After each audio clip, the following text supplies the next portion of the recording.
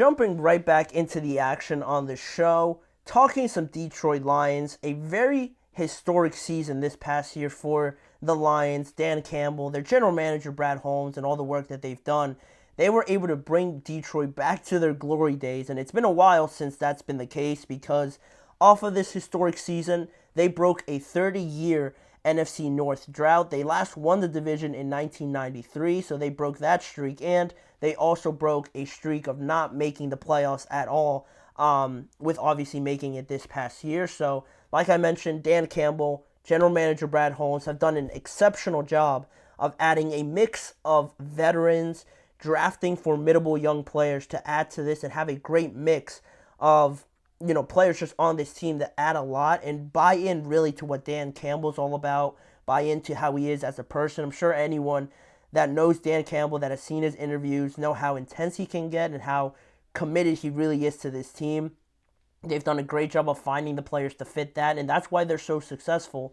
That's why they have been so successful building this team up from not even the ground, below the ground, all the way up to where they are right now. And one of those players that they drafted, one of those players that is the cornerstone of all of this, has been Aidan Hutchinson. They drafted him, and now he has really developed really fast into one of the top edge rushers, I believe, in the NFL. And he touched on the expectations. Now there seems to be a lot of hype around the Lions. Now, in just a blink of an eye, from one year to the next, they are one of the top powerhouses in the NFC. And he talked about embracing that. What are his thoughts on all the hype around the Detroit Lions at this moment? And he brought up, that's for a later segment, he brought up this statement. He said, it's unreal. There's a lot of hype coming into this year, but I think it's well-deserved hype. I think a lot more guys on our team understand what this year is, and we understand what we got, and we're all ready. That's what Aidan Hutchinson said, plain and simple. The hype that has just really come out of nowhere for this Detroit Lions team has pretty much snuck up, I think, on a lot of people that really weren't all in on the Lions. Some people might have thought it was corny what Dan Campbell said at the beginning. This guy's not going to be a successful head coach. He's doing too much. But you see how it all changes by really having a plan, going in there, and really wanting to commit to changing the narrative around this team. They've done a great job of doing that. And now with this hype, like Aidan Hutchinson said, I also think it's well-deserved, with just based off that hard work again by Dan Campbell, Brad Holmes, and just the players as well. They got a lot of good young players. We just finished talking about Jahmyr Gibbs in the chat box. Maybe not number 2 right now in my opinion, but he is emerging as a great young running back to really contribute to this team. He could arguably be the face of this offense if he really takes that next step in his second year. You have Amon-Ra St. Brown, who is again another young wide receiver. Jared Goff looked at as the veteran on this team, but I think he's only just 30. There's no way he's older than 31 years old or anything like that. So you have Jared Goff leading his team, Amon-Ra St. Brown, Sam Laporta. I think he was a rookie last year, so that's just another great player that has stepped in right away and been a major force to the whole team as they have performed last year. On the defensive side of the ball, Hutchinson, Brian Branch, these guys right away that have stepped into this role of just really being the faces of where they are right now, and the identity of this Lions team, I think, says a lot. Penny Sewell is another one I failed to mention just because he's an offensive lineman. He should get a lot of praise for already being considered one of the best offensive tackles in the NFL. That's where the Lions are right now. That's where the Lions are right now in terms of executing, buying into all this hype, and having all these expectations. It seems surreal, but that's just the NFL. You have a game plan, you execute it as well as they do. Now, how do you respond to that? It's almost funny because the Lions have been here similarly before, back in 2014. They were 11-5 that year, like they were this year, and they earned themselves a wild card spot. But after 2014, it never really blossomed into anything. It was almost just like catching lightning in a bottle that one year. They were very good, but then after that, they fell right back down, and there was no expectations around them. Nobody really took them seriously. And entering a time with Aaron Rodgers with the Packers and how dominant they were during that time. So that's what you had really with the Lions, and that's why I believe some people were talking about hype, and I think the hype comes from a national standpoint. But there's more caution with the local people in Detroit around this team that have really been there through all the tough times. I think they approach these expectations now in 2024 with a lot more caution than what the national opinion says about the Lions, because of the fact that they've been here before in 2014, but also it's similar to a point that Jared Goff made, and I talked about it on the show a while ago, months back, on how Jared Goff mentioned that the local media, the local press in Detroit really keeps looking at the Lions as the underdogs, not really buying 100% that they are a good team. And I think Aidan Hutchinson is saying the same thing, that this isn't just all hype. This isn't just all one season. It's not going to go away next year and they're going to go back to being the same old Lions.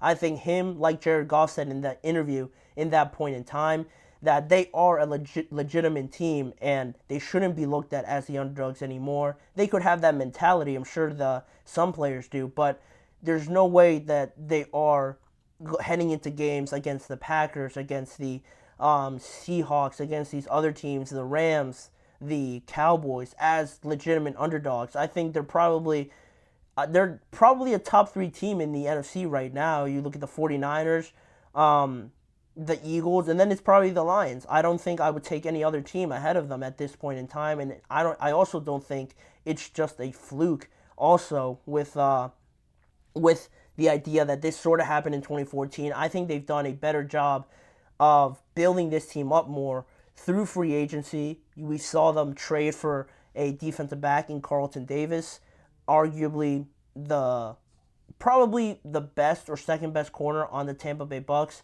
They brought him in, and also having another great draft really just hammers it down to me that they are really building a great team, because they drafted Terrion Arnold, they drafted Rakestraw, another defensive back as well, to build on the very good draft class that they had last year. Now they have another one. It makes me believe more and more that this team is building for the future rather than just a couple of years where they're going to be good. So that's where the Lions stand right now. And with this hype, with the idea of having now playoff success and expecting them to make a deep playoff run, what would be, a disappointment now for the Detroit Lions? There's a lot of stock now being bought into the Lions, and what are we considering a disappointment now? At what point has this Lions team reached to where we can say maybe an NFC championship game, anything less than that is a disappointment, or are they still at a spot where the divisional round would be the best case scenario for some teams? I thought that was pretty curious to think about, because last year they made it to the NFC championship game and they were dominating in that game, dominating the 49ers.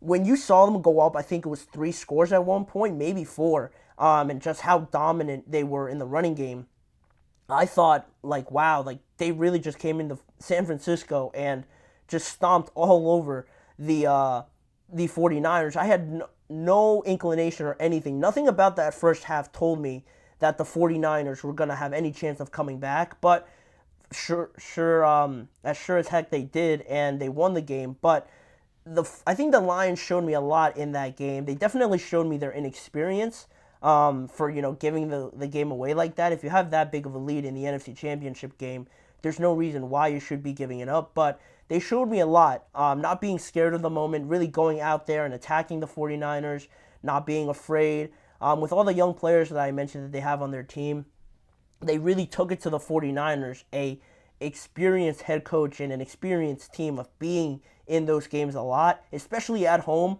for the Lions, to walk in there and just bully them on their home field, I think says a lot. So with that being a big reason for this point, I think a disappointment for me probably would be not reaching the NFC Championship game, just because they got there last year, and it's not like they just got there and got stomped, like I just finished saying.